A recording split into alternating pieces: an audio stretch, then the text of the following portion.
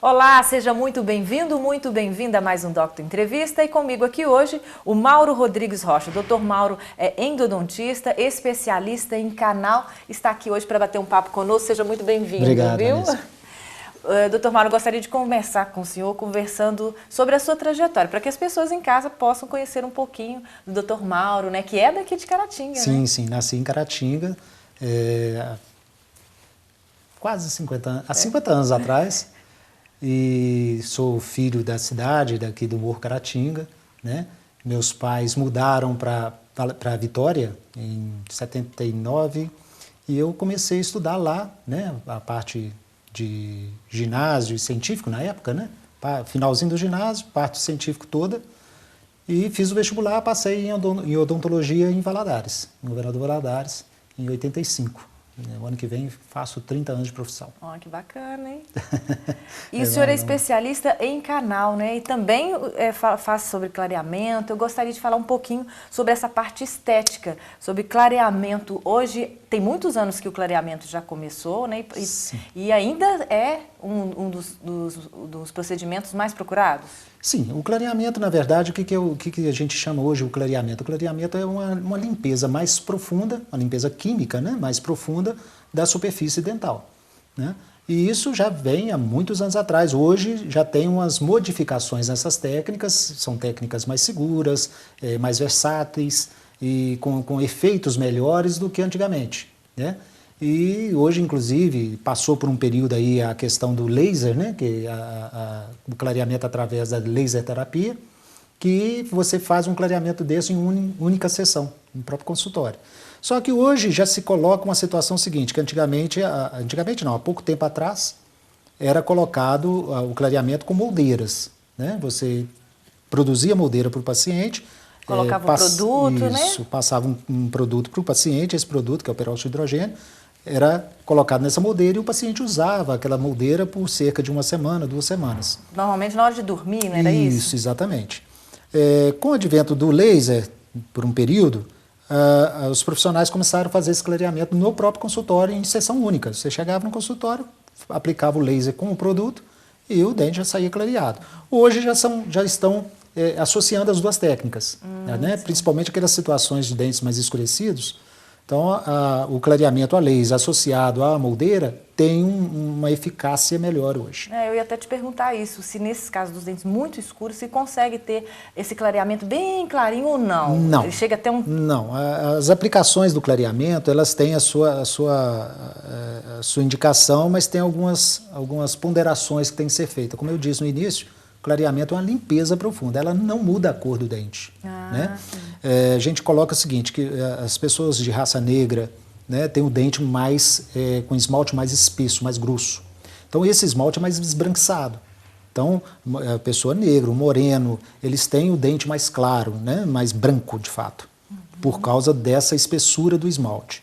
Então o clareamento nesses casos fica um tratamento assim, muito bacana, um resultado muito interessante.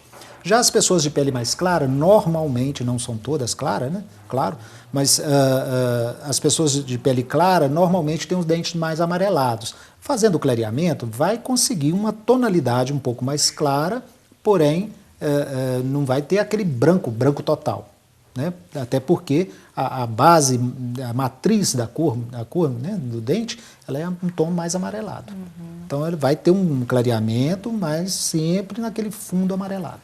E aquela sensibilidade que às vezes dava quem usava, isso continua ainda ou já melhorou? Pois é, esse laser ele veio para justamente isso, reduzir essas sensibilidades. Por isso hoje se adequa às duas técnicas, né? Tanto a laser terapia quanto o clareamento moldeira.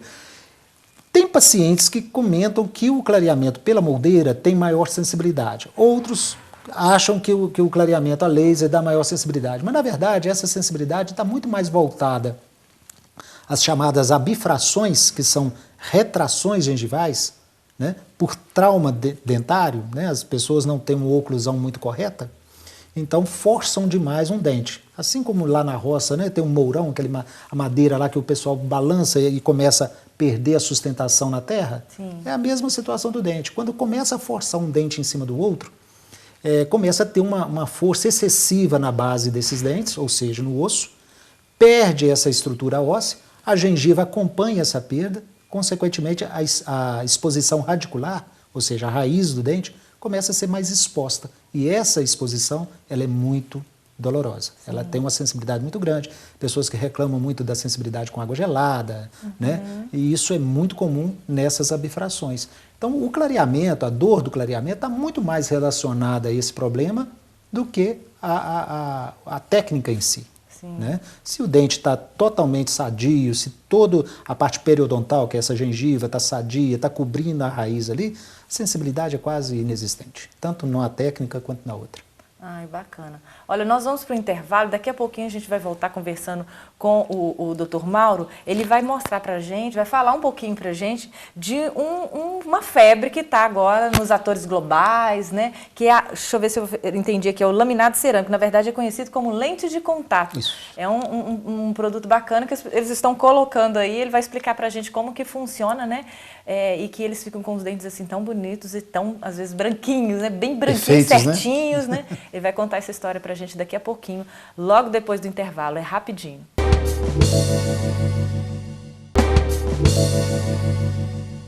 Estamos de volta com o programa Doctor Entrevista e comigo aqui hoje o Dr. Mauro Rodrigues Rocha, endodontista, caratinguense, que está aí esclarecendo algumas dúvidas para a gente. Nós estávamos falando sobre o clareamento no primeiro bloco. O senhor falou um pouquinho dessa questão do clareamento trazer esse incômodo, né, da sensibilidade. Isso. E falando em sensibilidade, em dor, algumas pessoas têm o costume, né, às vezes até inconsciente, na hora que está dormindo, de apertar os dentes ou de ranger os dentes, né, o que pode causar também dores e alguns problemas. Exato. O que está ligado a essa questão? Por que as pessoas fazem isso, às vezes, dormindo? Bom, isso é uma questão multifatorial, né? Ou seja, são vários fatores que interferem nessa circunstância, nesse episódio.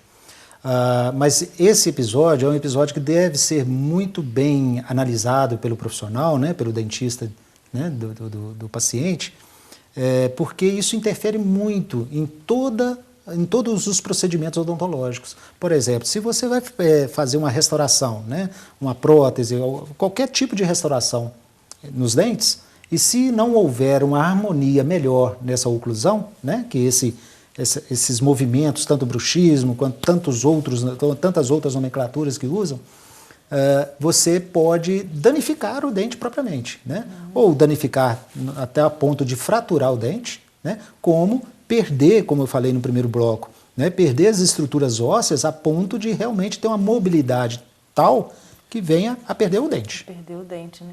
Isso está me falando a respeito de perder o dente, que poucas pessoas sabem de que quando um dente cai, dependendo, se ela tomar algumas atitudes, ela ainda pode recuperar, né? Às vezes até no caso de criança. Sim, sim. Aí já é uma questão até muito interessante ser abordada aqui, que isso vale inclusive como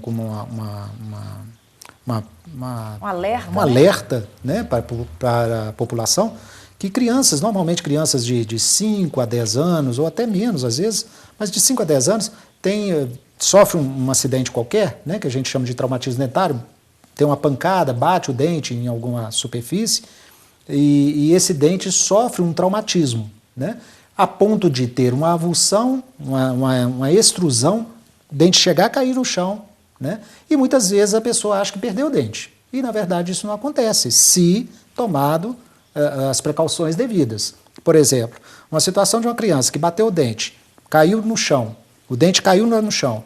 Não tente pegar o dente pela raiz e muito menos lavar ou fazer qualquer procedimento ali no momento, não.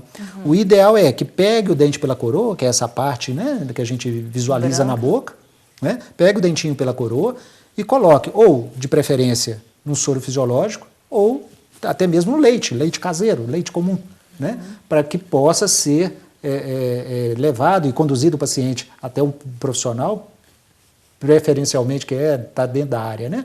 Preferencialmente o endodontista, é especialista em canal, mas o pediatra também está apto a fazer isso. Na verdade, todos, né? Todos os profissionais estão aptos, mas procurar levar esse paciente ao profissional que lá no consultório vai ser dado os devidos procedimentos, né? O protocolo correto de atendimento, e esse dente pode ser inserido novamente no alvéolo, ou seja, no lugarzinho dele lá na boca, e as chances dele voltar à normalidade, ou seja, o paciente não vir a perder e não ter nenhuma sequela é muito grande, desde que isso seja feito dentro de aproximadamente 20 minutos. Sim. É um procedimento que tem que ser relativamente rápido, dessa forma, lembrando de novo, né? Pegando o dentinho pela coroa, não pondo a mão em nada, não encoste em nada na raiz do dente. Se acontecer de pegar a raiz, pode perder mesmo? Pode, porque ali contém uns ligamentos, que a gente chama de ligamento periodontal, são as fibras de colágeno,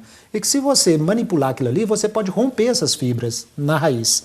Rompendo isso, ao contrário de que muita gente pensa, o dente ele é um corpo estranho para o organismo. E só não é reconhecido como tal por causa dessas fibras, essa proteção de colágeno que existe na raiz. Uma vez isso rompido, aquela área que não tem essa proteção mais é reconhecida como um corpo estranho e o organismo vai começar a reabsorver aquela raiz, vindo até a perder o dente. Faz diferença se o leite está gelado, se está quente, se está morno? Não, preferencialmente a temperatura normal ou gelado. O quente aí pode interferir também nessas fibras, né? Dica muito interessante, né? Porque muitas vezes a criança já está depois, já não é o dente de leite, perde e a mãe às vezes não sabe disso, Exatamente. né? Lembrando, né? Tudo isso é referente ao dente permanente, Sim. bem lembrado, né? Porque o interessante é o dente permanente. Uma vez que o dente permanente perdeu, né? O dente permanente, não existe substituição a não ser os implantes. Enfim, nós voltamos agora, então eu vou perguntar a respeito do bruxismo que nós começamos a falar, né? O briquismo dizem que é o aperto, mas é mais ou menos a mesma coisa, né? O Essas bruxismo nomenclaturas, é o na verdade, o importante é o trauma. que alguns apertam e outros rangem, né? O dente. O que a pessoa pode fazer para diminuir essa ocorrência? Bom, como eu falei, é multifatorial, Vários, são né? vários fatores, mas os principais, né? Primeiro, um ajuste oclusal. Quando necessário, aparelho ortodôntico, que é muito comum ter que usá-lo, né? Esse aparelho ortodôntico dá condição para que haja um alinhamento correto desses dentes, um reposicionamento correto desses dentes, mas mesmo depois do aparelho ortodôntico, interessante é dar uma conferida, né? Porque o dente é cheio de reentrâncias, né? Que a gente chama de cúspide, intercúspide, sulcos. Então, esses têm as posições corretas de encaixe. Então, mesmo depois do uso do aparelho ortodôntico, é interessante que haja uma comparação e uma conferência dessa oclusão, ou seja, desses encaixes, como se fosse uma engrenagem mesmo de mecânica, né? Então, esses encaixes têm que ser perfeitos. Então, se não está muito perfeito, faz o ajuste. São desgastes programados, né, nessa superfície dental, onde vai facilitar e induzir o fechamento correto desses dentes.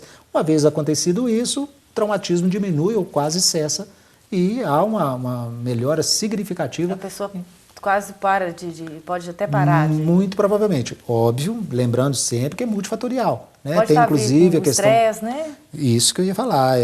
Pode ser estresse, pode ser dificuldade de dormir, né? Insônia. Tem alguns fatores aí que fogem, inclusive, da odontologia. Mas as principais são essas, né, que nós relatamos aqui, né?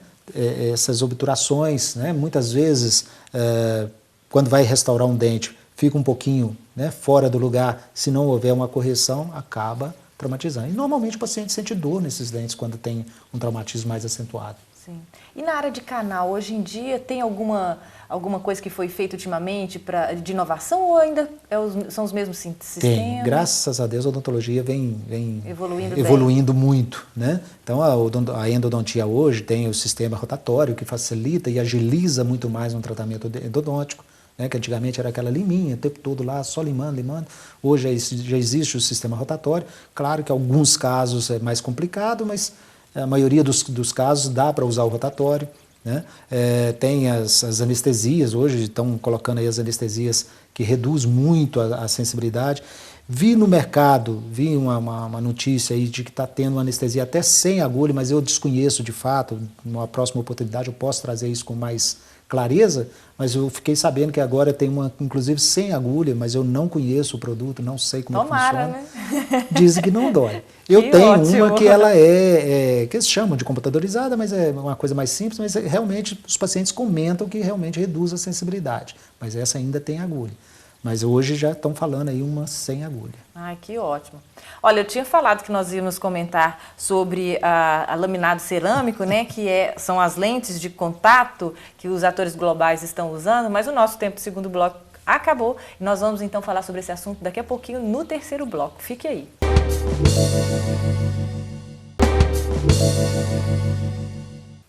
Para você que começou a assistir o programa agora, o bate-papo hoje do Doctor Entrevista é com o Dr. Mauro Rodrigues Rocha. O Dr. Mauro é endodontista, especialista em canal, é caratinguense, estava contando para a gente algumas novidades, deu muitas dicas. Se você perdeu o primeiro bloco, vá então depois, volta, o programa fica no ar, né, no Facebook, tem a nossa página na internet, e aí você vai conhecer um pouco das dicas que o Dr. Mauro falou para a gente. Mas nós vamos falar agora de uma febre, né, que é o laminado cerâmico. São lentes de contato. Levou o nome de lentes de contato, né? Por que ele levou esse nome? Na verdade, esse nome que popularizou, né, são lentes de contato pela espessura desses laminados cerâmicos ou laminados cerâmicos, de porcelana, né, que o pessoal conhece popularmente como porcelana. Esses trabalhos são uma espessura extremamente fina, em torno de 0,2, 0,3 milímetros até 6 milímetros. Ele é colocado no dente mesmo para melhorar a estética, né? Isso, exatamente. Uma das indicações, claro. Né? Mas existem situações onde existem muitas restaurações de resina em dentes anteriores, que a restauração de resina, apesar de ser excelente material, que até hoje é muito usado... Não tem nada melhor, né? Com certeza não. Para obturações menores, não. É feio, não. Mas não tem nada melhor, né? Até que se... Né, bem produzida, não fica feio, não. Então eu estou confundindo com a resina com aquela escurinha. Ah, sim, o amálgama. Eu estava confundindo. Sim. O amálgama, inclusive, é outro fator interessante também. O amálgama é um excelente material, foi, né, um excelente material, porém, o que a gente tem observado, pelo menos na minha clínica hoje, tem observado que os amálgamas, principalmente os mais antigos, eles são materiais muito duros, né, porque aquilo é liga de prata.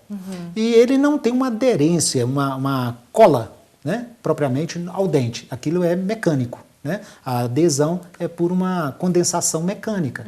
E com o passar do tempo, essa ligação entre o material e o dente, ela começa a perder as suas características. Eu achava que não, que ele era até mais resistente, então não. É isso que eu tô tentando passar. Ele é até resistente, porém, a finalidade que é restaurar o dente, mas principalmente proteger essa margem, né, entre o dente e o material, ela perde essa característica com o passar do tempo.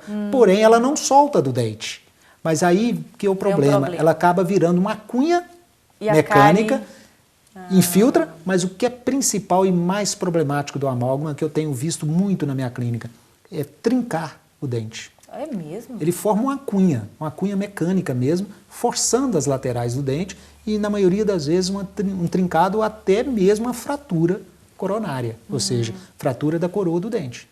Então, tá um problema, assim, principalmente agora, parece que as gerações mais de antes usavam muito o amálgama e que hoje já não existe mais, mas tem muitos amálgamas. Eu estou tirando amálgama na minha clínica de 20 anos, 25 anos. Aí a pessoa pode interpretar assim, mas então o material é excelente. Depende. Quanto tempo ele vem dando problema? Né? Muitas vezes ele não soltou, mas ele vem dando problema, vem dando infiltração, vem dando essas trincas, né? Que são situações que não tem recuperação. Uma vez a fratura de uma coroa, dependendo da situação, é extração. Ah, sim. E aí esse procedimento da lente de contato é usado, mas não na amálgama? Ou também? Não, a lente de contato, na verdade, ela surgiu para cobrir a frente, né? Que é só a frente, a frente então. dos dentes, principalmente os dentes anteriores. Elas vieram para quê? Correção de oclusão, correção de guia canino, que é muito interessante, né? Estética, a substituição de quando o dente tem muitas restaurações de resina e aquilo desgasta, infiltra, a substituição dessas restaurações de resina. Por quê? Isso surgiu pelo advento de um material que surgiu há pouco tempo, 5, 6, 8 anos atrás, que é o de silicato de lítio, que o pessoal chama de IMEX. IMEX é um nome comercial, mas o nome correto do material é dissilicato de lítio, que é um tipo de porcelana, né? Um tipo de material estético, porém com a resistência extremamente superior. Enquanto a porcelana tem em torno de 130, 140 MPa, o de silicato de lítio tem em torno de 500. Então ele é muito mais resistente do que a porcelana pura. E ele, por essas características físicas dele, nos dá a condição de trabalhar um material extremamente fino que pode ser usado para estética. Então é feito um polimento, dependendo da situação, quase que um polimento só na superfície do dente, faz a moldagem e coloca essas lentes de contato mudando completamente o sorriso, mudando completamente a estética, as cores. Aí sim você tem condição, como a gente comentou no bloco anterior, sobre o clareamento, que é uma limpeza mais profunda. Já as lentes de contato, não. As lentes de contato você tem condição realmente de mudar a cor dos seus dentes. Ah, pode colocar mais branquinho. Pode. E só não consegue... pode falar. Às vezes eles estão até exagerando nesse branquinho, né? É? Que a gente brinca, né, com relação à cor de Mentex, né? Que é aquela balinha branca demais. Branca demais. Então fica um negócio meio exagerado, mas realmente você pode mudar muitas cores dos dentes. E no caso de não ter o dente, teria que colocar primeiro uma prótese, ou então ou é prótese mesmo, e depois fazer esse... No caso aí da perda total do dente, ou seja, coroa e raiz, tem um implante, né? No caso da perda somente da coroa, você coloca, faz o tratamento de canal, faz o núcleo, né, que é um pino que dá a sustentação à coroa, e faz uma coroa também de IMEX ou de porcelana, né, como material que for interessante. Pois é, mas essa lente aqui, ela só serve para acabamento, como vamos dizer assim, né? A lente de contato é um nome popular dado aos laminados cerâmicos. Sim. Né? É só uma laminazinha para estética mesmo. Isso, para estética ou substituição, como eu falei, das resinas ou guia canina. Né? Tem algumas aplicabilidades de função também, não é só estética também não, né? Mas principalmente estética. Sim, Mauro, nosso tempo já está quase terminando, né? Eu gostaria que você falasse um pouquinho, porque normalmente a gente até começa o programa assim, dessa escolha, né? Por que escolheu a profissão e tal. Você se vê, como nós não falamos sobre isso no início, que não foi tanta informação que você veio nos dar, eu até te agradeço por isso.